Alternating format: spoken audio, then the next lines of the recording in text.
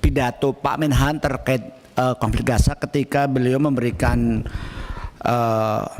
speech di Shangri-La Dialog minggu lalu. Yang pertama, beliau menyerukan investigasi komprehensif terkait serangan di Rafah. Kemudian yang kedua, mendukung gencatan senjata permanen dalam mewujudkan perdamaian antara Israel dan Palestina seperti yang diusulkan oleh Presiden Amerika Serikat Joe Biden. Kemudian yang ketiga adalah mendukung two-state solution sebagai solusi nyata perdamaian dan keamanan bagi Israel dan Palestina. Kemudian berikutnya, beliau juga menekankan bahwa Indonesia siap memberikan bantuan kemanusiaan dan siap berkontribusi dalam pengiriman pasukan misi pemeliharaan perdamaian berdasarkan permintaan dari PBB. Berikutnya, Indonesia siap mengirimkan personel medis dan mengoperasionalkan rumah sakit lapangan di Gaza atas kesepakatan semua pihak. Indonesia siap mengevakuasi dan merawat korban sipil warga Palestina di rumah sakit Indonesia. Ini yang beliau tekankan, dan beliau juga sudah menyusun tim untuk melaksanakan apabila nanti sewaktu-waktu kita dapat lampu hijau untuk mengirimkan pasukan perdamaian ke Gaza. Untuk itu Panglima TNI akan menjelaskan secara detail tentang kesiapan pasukan TNI dalam misi perdamaian tersebut. Silakan Panglima. Terima kasih, Pak. Bismillahirrahmanirrahim. Assalamualaikum warahmatullahi wabarakatuh.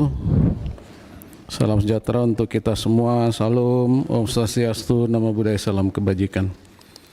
Yang terhormat dan saya muliakan Ketua Komisi 1 DPR RI Bu Mutia Hafid, yang saya hormati Wakil Ketua Komisi 1 Bapak Sugiono, yang saya hormati para Ketua Fraksi dan Bapak Ibu anggota Komisi 1 DPR RI, yang saya hormati Wakil Menteri Pertahanan Republik Indonesia, yang saya hormati Kepala Staf Angkatan Darat, Angkatan Laut dan Angkatan Udara, dan saya hormati para asisten Panglima TNI dan Komandan PMPP dan hadirin yang hadir.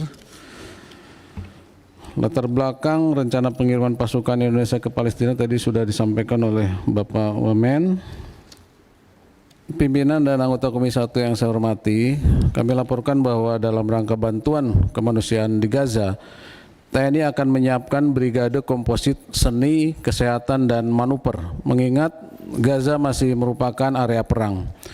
Sehingga TNI telah menyiapkan alutsista untuk memberikan bantuan kemanusiaan, yaitu KRI Dr. Regiman dan KRI Dr. Suharto, yang dilengkapi dengan fasilitas ruang operasi, ruang perawatan, ruang jenazah, apotek, klinik, ruang poli, laboratorium CT scan dan X-ray, serta unit gawat darurat. Kapal-kapal tersebut telah melewati perawatan dan pemeliharaan serta dinyatakan layak operasi. KRI Rajiman diawaki oleh 163 personil dan memiliki fasilitas 160 tempat tidur pasien. Sedangkan KRI Suharto akan mampu menampung 40 pasien dan mengangkut 500 personil. KRI Suharto juga dapat mengangkut 14 kendaraan taktis dengan berat maksimal masing-masing 8 ton.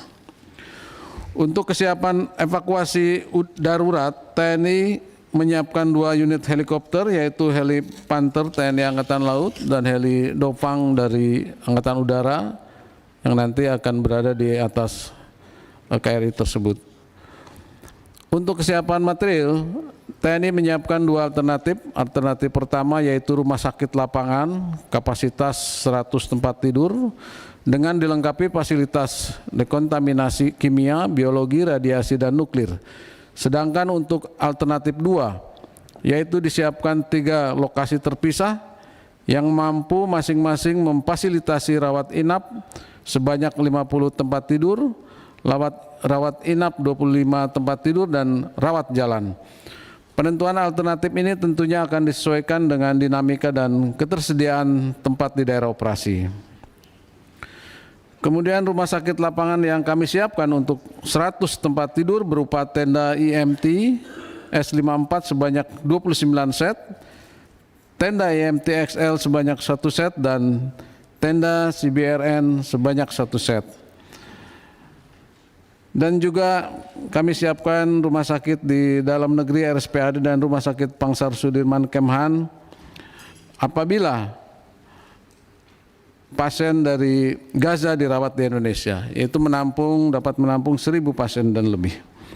Sedangkan untuk kendaraan pendukung, diantaranya 17 kendaraan logistik, 2 unit kendaraan sanitasi, 1 ambulans, 1 unit kendaraan BBM, 1 unit kendaraan komunikasi mobil, 1 unit kendaraan dapur lapangan, dan 1 unit forklift. Kami sudah menyiapkan data kebutuhan room kiblat. Selanjutnya visualisasi room kiblat pimpinan dan anggota Komisi 1 yang saya hormati.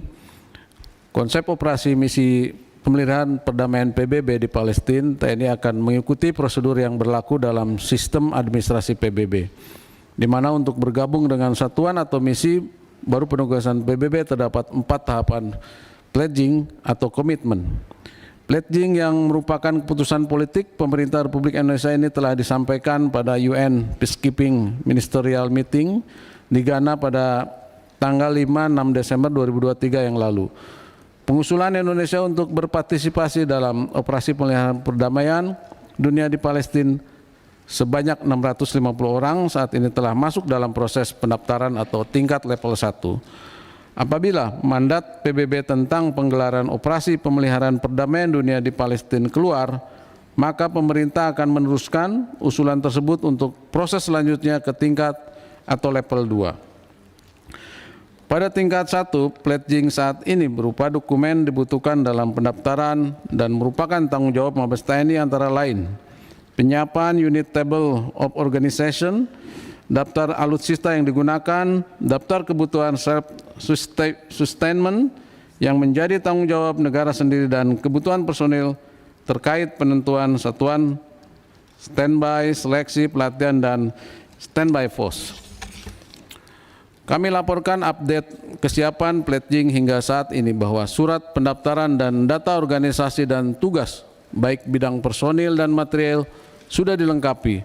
Namun demikian, dari kebutuhan administrasi masih terdapat beberapa hal yang perlu segera ditindaklanjuti, diantaranya rencana kebutuhan anggaran, keputusan Presiden tentang pledging yang saat ini masih diproses oleh Kemhan, dan permohonan akun pledging UN PCRAS kepada PBB. Selanjutnya, untuk kesiapan personil dan material serta kesiapan dukungan anggaran pledging masih perlu perhatian kita bersama guna menyukseskan keputusan politik negara ini. Pada kesempatan ini, perkenankan kami laporkan juga bahwa untuk penyiapan Satgas PBB ke Palestina, TNI telah melakukan rapat koordinasi dengan beberapa kementerian terkait, yaitu Kemhan, Kemlu, dan Kemenkes yang telah dilaksanakan pada tanggal 27 Mei dan 3 Juni 2024 di Jakarta. Dapat kami laporkan secara singkat bahwa Kementerian Luar Negeri menyampaikan bahwa misi yang dilaksanakan di Gaza pada saat ini merupakan misi Joint Humanitarian Operation. Tentunya operasi kemanusiaan tersebut dapat dilaksanakan setelah adanya perjanjian damai antara Israel dan Palestina. Dan saat ini dibutuhkan mandat dari PBB untuk membentuk co-deployment atau operasi bersama negara-negara ASEAN. Sedangkan untuk Kementerian Pertahanan saat ini masih menyiapkan berbagai izin prinsip untuk menggelar operasi di Gaza dan berkoordinasi dengan Siprus, Uni Eropa, dan Amerika Serikat untuk penggunaan dermaga apung sementara di daerah operasi. Dapat kami sampaikan bahwa pengiriman pasukan perdamaian atas nama PBB ke Palestina memiliki manfaat bagi Indonesia, yaitu pertama, pengakuan internasional, kontribusi Indonesia pada pasukan penjaga perdamaian dapat meningkatkan reputasi dan posisi di komunitas internasional. Kehadiran TNI merupakan wujud dari penguatan diplomasi sesuai visi TNI yang prima yang tertuang dalam pokok-pokok kebijakan Panglima TNI tahun 2024. Kedua, pelatihan dan pengalaman. Partisipasi dalam pasukan penjaga perdamaian dapat memberikan pelatihan dan pengalaman berharga bagi pasukan Hal ini dapat membantu meningkatkan kemampuan militer suatu negara. Yang ketiga, peralatan dan sumber daya dapat memberikan akses terhadap peralatan dan sumber daya yang mungkin tidak tersedia bagi suatu negara seperti transportasi, peralatan komunikasi, dan persediaan medis. Keempat, cost sharing. Pengiriman pasukan lebih efisien melalui cost sharing dengan negara mitra. Kelima, perdamaian dan keamanan. Manfaat utama dari partisipasi dalam pasukan penjaga perdamaian adalah kontribusi terhadap perdamaian dan keamanan dengan membantu menjaga stabilitas di zona konflik. Pasukan penjaga perdamaian dapat membantu mencegah penyebaran kekerasan serta meningkatkan perdamaian dan keamanan. Kesimpulan dari paparan ini adalah pengiriman pasukan perdamaian untuk Palestina masih menunggu resolusi dan mandat PBB. Mabes TNI sudah menyiapkan pasukan dengan ketentuan pledging ke UN.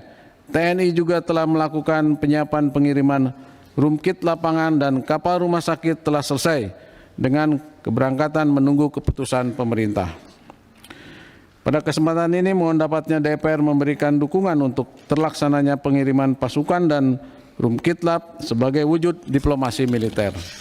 Demikian yang dapat kami sampaikan. Sekian dan terima kasih.